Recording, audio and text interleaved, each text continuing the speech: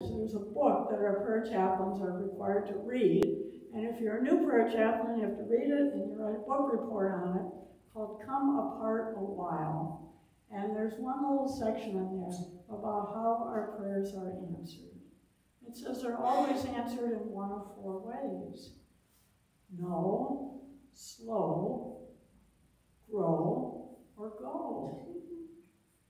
And the idea is that, no, sometimes we pray for something, we really want something in our lives, and it just doesn't come through. And later in life, we look back and we say, oh, thank God that didn't work out. I realized that really wasn't for the best for me. There was a better job or a better relationship or something. And I can see that I'm grateful that my prayer, that particular prayer, wasn't answered. Or sometimes it's slow, that there's some way in which, I don't know, everything in the universe kind of had to line up, that there was some foundational aspects that had to be in place first.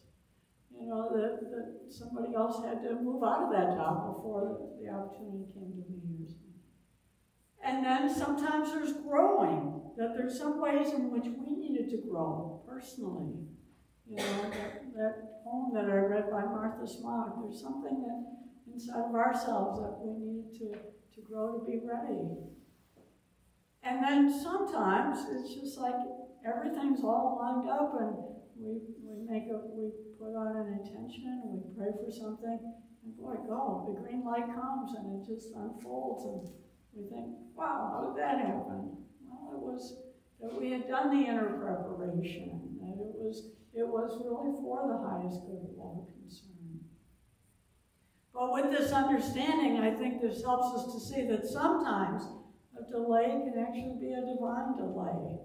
Or, as I say, sometimes a rejection is God's protection, keeping us out of a situation where it's really not for our highest and best. So getting in sync is understanding this, is knowing that there is a divine order, that we can trust that our prayers are being answered.